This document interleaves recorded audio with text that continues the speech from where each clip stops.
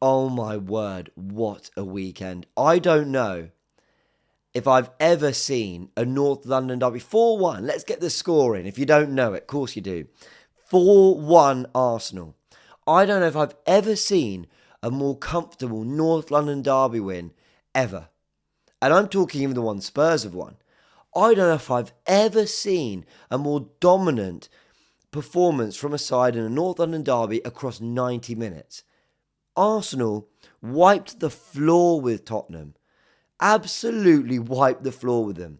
Sorry for the slightly later upload. I was actually at the game and I want to talk about the TIFO and the atmosphere and what this game means.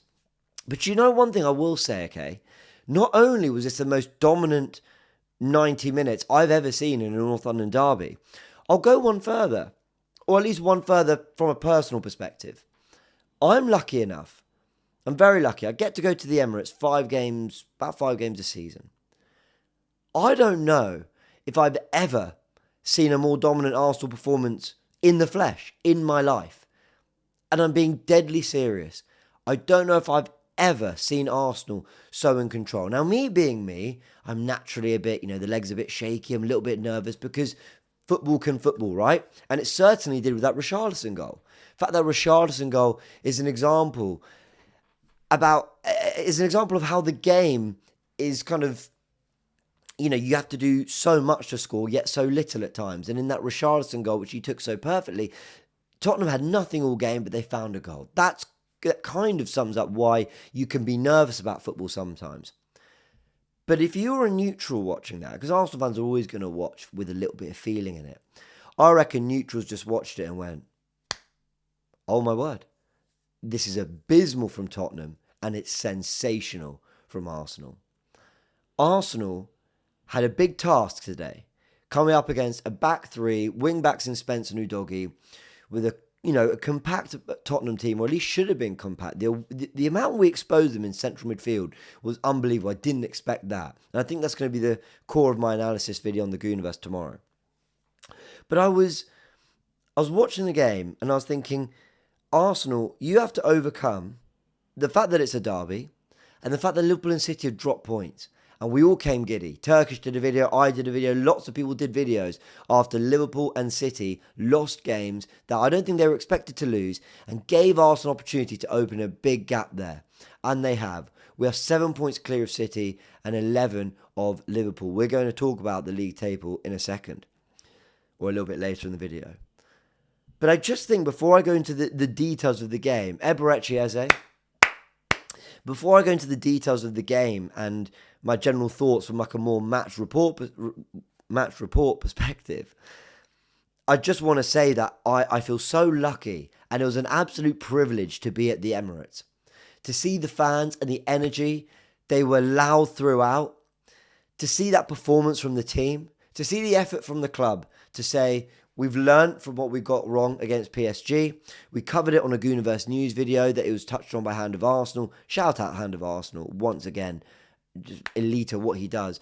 But letting us know that fans had some input in what was happening behind the scenes of this TIFO. And to have, Gabriel, Saka and Erdegaard's celebrations, right? Blending the present with the past. And you saw other great celebrations from North London derbies. And who's at the top of it with his arms out? Sol Campbell. And the way the TIFO was placed and the side it was on, it faced the Tottenham fans. They couldn't have had a better view of it. That was, apart from the win and the 4 goals, you're then rubbing salt in the wounds with that TIFO and Eze, who rejected them to join us at the 11th hour, grabbing a hat-trick. It couldn't have been a more perfect day to sum up a more perfect weekend.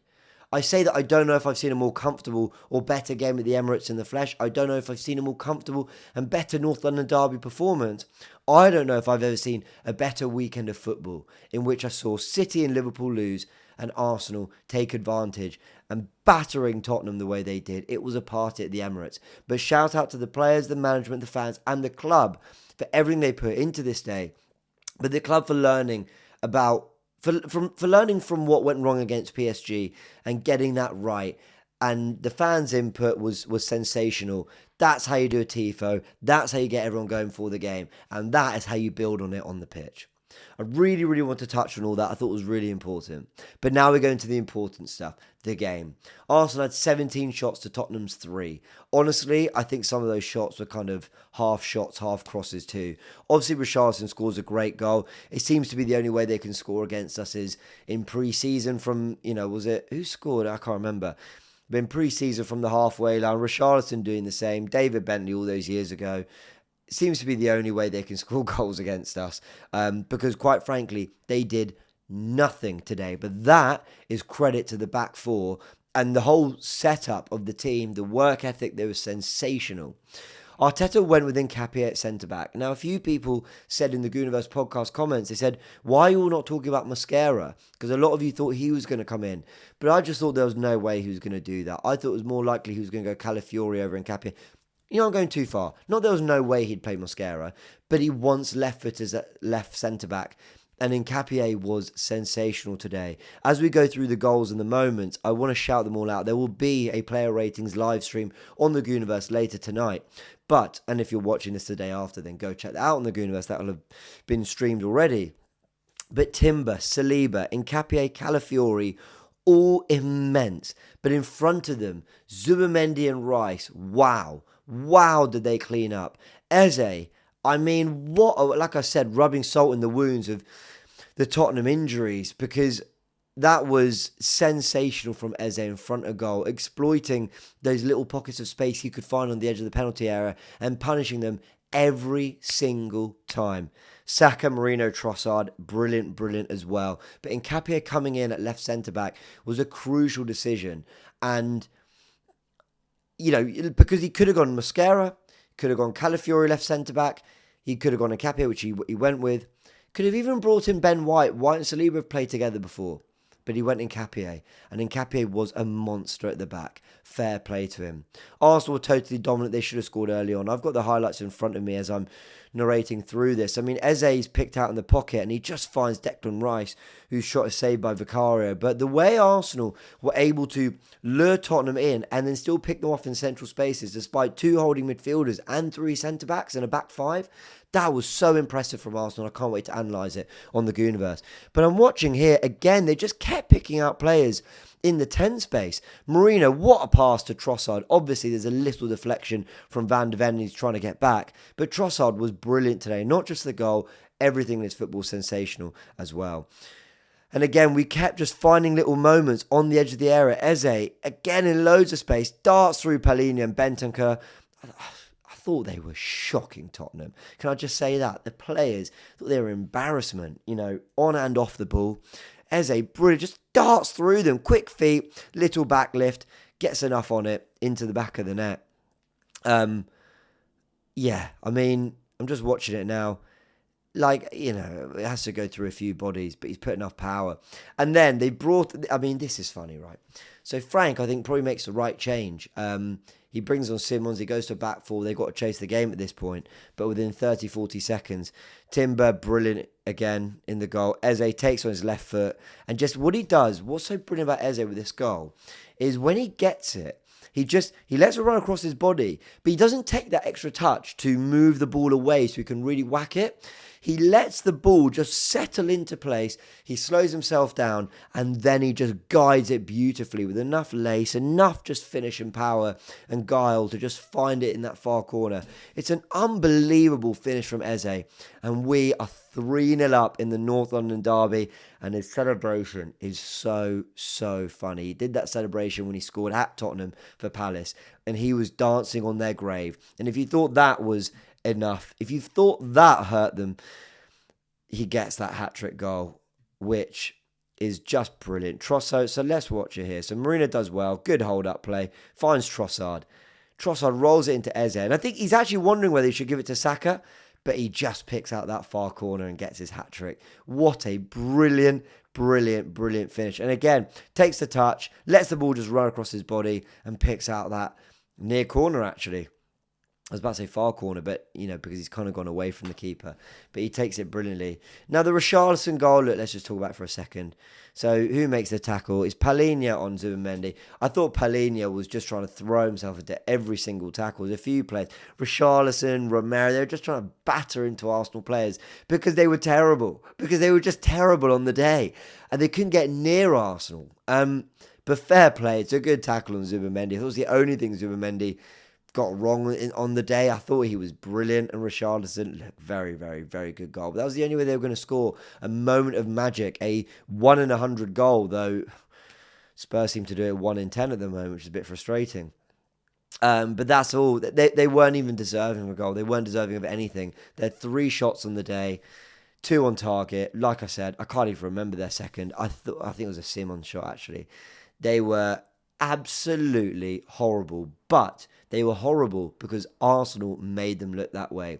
We pressed brilliantly, and sometimes when we're playing against a back 5, we struggle to know who to move where with the press. But Arsenal, I thought, were really, really tidy. Everyone knew where to be. And Timber, what we've been doing is Timber and Calafiori have been going and pressing up on the wing backs with Zubimendi and Rice just covering into those pockets just to make sure that basically the likes of Odegaard and Kudus couldn't have a run and exploit the fact that they pulled our defence apart. We did it against Man United. We looked a little bit shaky. In this game, it worked really, really well for Arsenal. Zubimendi, I thought, was immense. The whole team were. We're going to talk about them in the live stream.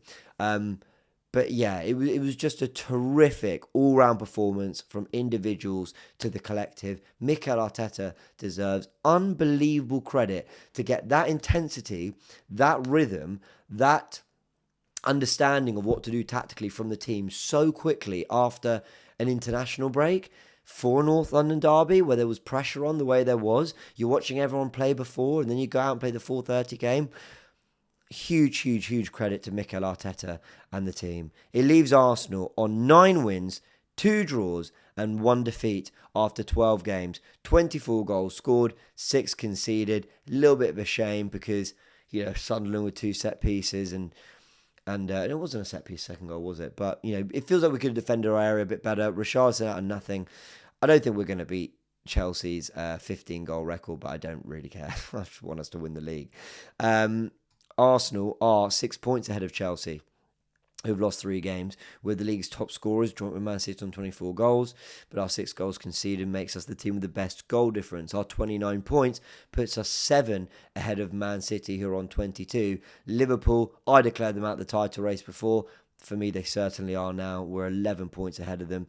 They are really languishing behind. They've lost 6 games, but Man United have only lost 3 this season. They've even scored a goal less than Man United, who have played a game less. I think you can absolutely rule Liverpool out of this title race. I did yesterday. I did before the weekend as well. And you know what? Let me just have a smug moment. Let me have one more smug moment on this match reaction and say this. I did a video and the title was, let me just get it in front of me here. The title was, the name of the video, the title, ? I'm more confident than ever. Thank you to the 59,000 of you tuned in. And the reason I said I was more confident than ever was because where people were doing a lot of results-based analysis post-Sunderland and post-City destroying Liverpool, I said, no, there are problems in that City team.